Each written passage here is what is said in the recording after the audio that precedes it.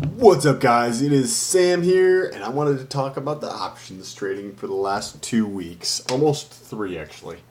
So, before I do that, make sure you press that subscribe button and that little bell notification so YouTube can notify you every time I post a video. Alright, so on March 10th, I started trading options. I started with a balance of, so I'm going to talk about where I started, walk through the process, the contributions to the account, and then I'm going to get into the trades I put on for next week. Excuse me. So I started with $1,444.85, so just under $1,500, and I added $800 on the 13th, and I finished that week, the 3/16/2019, with a 3.76% return, or $54. The following week, on the 20th, I added $1,000 to the account, and I finished that week, which would be 3/22, with a negative 0.92% return, which would be negative 13.27%. And then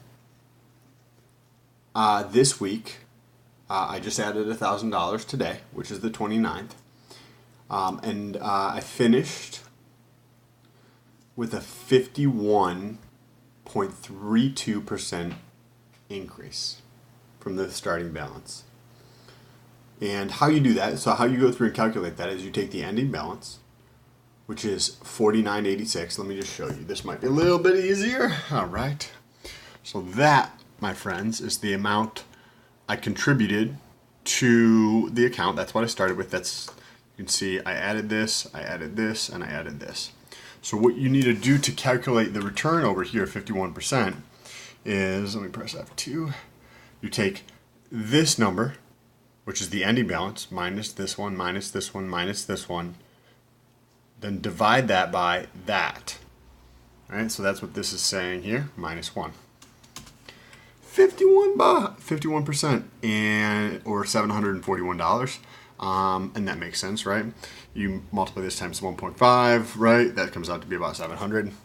So I wanted to also mention where I would like to go for the month of April. So today is the 29th. It's Friday, 10:15 at night. And for the month of April, my objective is to make $4,000 from trading options. Is it possible? I don't know. You can let me know down below in the comments. I think it's definitely possible. Is it plausible or probable? Might be a different question that you can let me know down below in the comments. I think if I finish, as I continue to build, I might add another 1,000, maybe 2. But I'm also in the process of potentially buying a foreclosure, so I might not contribute a ton of capital, maybe $2,000 for the whole month of April. But the objective is to get to $4,000 for the month of April, not $4,000 like $3,700 or $3,300 plus the $700 I made, an additional $4,000 in the month of April by itself. So we'll see how that plays out. Obviously, if some of the positions like move against you, you might have to roll that out. So it's not that it's not possible. It just depends on the timing of this, because when positions go against you, you have to wait, right? And you have to be patient for them to move in another direction or roll them out. So you don't want to use capital that you need for something else. Okay, so $700, fucking amazing, like amazing, super stoked about that. So I wanted to talk about the positions. Closed out all the positions that were expiring today. And I opened up 3 new positions. So let's see here. We have, and I added more capital today, as I mentioned, to $1,000. So this way, on Monday, I'm going to open up more than likely some SPY credit spreads, both above and below the market, meaning some call spreads, credit spreads, and some put credit spreads above and below the market.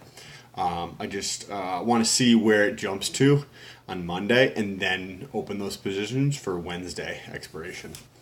Okay, so the three positions I have open, and I have two contracts with each position, is the Tesla call credit spread for the 290 to 297.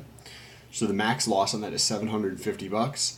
I took in a premium of $2. So the max loss on that is $500. And because what you do to figure out the amount that you would lose is the difference between the premiums, 290 to 297.50. You get the difference, which is 750 times 100, which is 750 minus the premium collected, which is 200. So it gives a difference of 550. So that's how much I could lose on this position. But I don't have a ton of trades in so far, right? Maybe 12 or 15 or something, but I don't have a losing trade. If you consider just rolling them, you know what I mean? Once I roll something, I'm able to get out of it generally. Or like you remember, as I mentioned, it's only been 19 days. So we'll see how this plays out. I will continue to update you. I'll continue to update you if I am losing money or if I am making money. So I took an average of $200 for those. And the next position is a put. Oh, actually, no. Let's see here. I clicked it. Let's see. Okay, so I have two. Another. Oh, a second. Okay, so the next one that I actually have open is also a credit spread with the calls. For these are all expiring next Friday, the April 5th. This is for a 287.50 to 295. Again, a 750 spread there. I took in a premium of 221 on average. There's two contracts on here, so you just take the difference in there. So the max I can lose is like $530 on this here. And the last one is a put credit spread below the market, 270 to 262.50 for a average, and there's two contracts on this as well, for an average credit of $226. Again, max loss of about $530 roughly. And the reason that the spread on this is a little bit smaller, so it's a instead of going at the spread of 1,000, I did 750, because if something happens over the next week and one of these moves against me, right? I would like to be able to roll this position and potentially roll the expiration. So say if this, right, I have the 270 to 260, 250 put credit spread, which just means that I sold the 270 contract and I purchased the 260, 250. So the delta on that, the difference, when I say delta, that just means difference, change in something. So the delta on that is $2.26. Times 100 is $226 I get per contract if they expire out of the money. So now if, say, somewhere between now and next Friday, the Tesla comes down to below 270, well, then you'd want to think about what would your break even be, right? So to calculate your break even, you're going to take the 270 minus $2.26 because that's what I collected, right? So the difference on that is 267.76 or something, right? 74 on there. So if it fell below that, it would be below my break even point. And if it was getting close to Friday, and I could roll it for a credit, I would probably roll it to the next weekend. However, I like to roll them down, or whatever terminology somebody who does this for full time can let me know what they would call that. But so this is expiring on the April 4th of, so next Friday, or April 5th, I'm sorry, April 5th, which is next Friday. And so if it's getting close to there, or if I have a big move against it, what I'll actually do is I'll roll it to the 12th, which is the Friday after that. And when I do that, I would actually probably open that up a little bit. So go from the, say instead of 270, it would be do like a 270, 260. So that spread opens up, means the max loss I can take on that is bigger. But what I really like to do is go down. So go to the 262, 267.50 and the 260.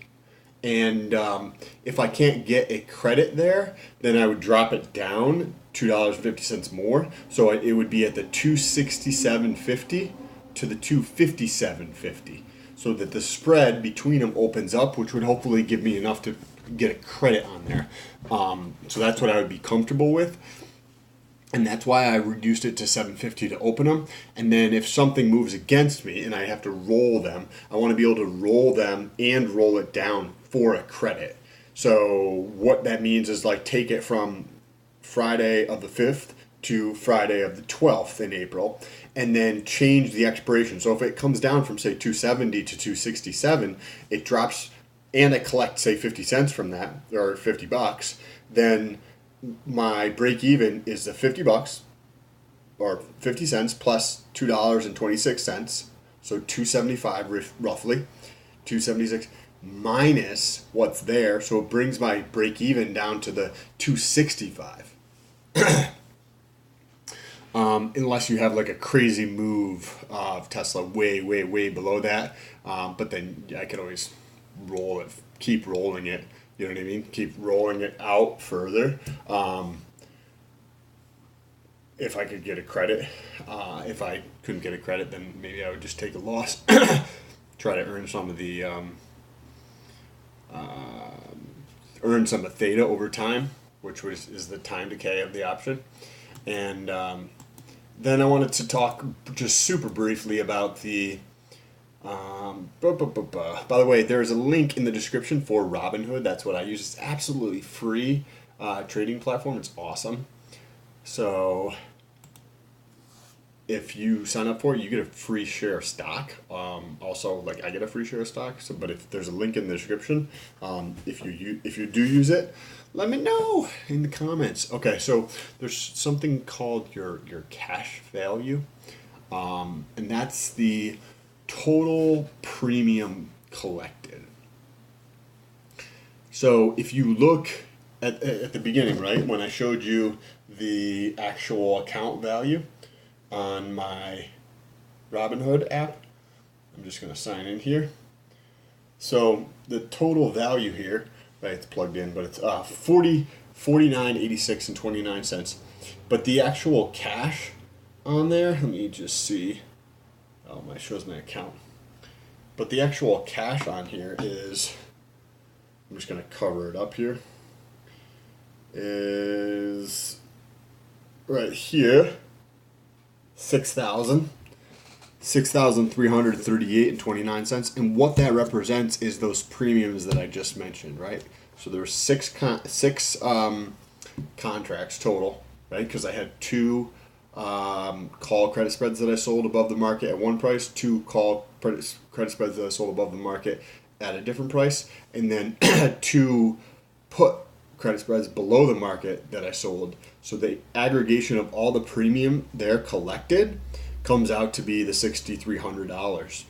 However, the reason the portfolio value is different is because if I were to purchase those back right now, I would have to pay the difference between the cash in the account and what the portfolio value is. And that's why the portfolio value represents is different than the cash value on there. Anyways, I need to get some water. If you guys have any questions, let me know down below in the comments. I appreciate you guys. $750 almost in 2 fucking weeks. This is incredible. I literally don't understand how it's this easy, or like I don't know. Well, I guess we'll see, but it seems so incredibly easy, and I don't get it. So let me know what your thoughts are and what I'm missing. But this is incredibly easy, and that's why I'm gonna push for $4,000. Thumbs up for $4,000 in April. But I'll keep you guys posted as I make trades as they move against me. If I lose money or if I'm making money, I'll let you guys know. Don't forget to subscribe to follow along with that. Peace.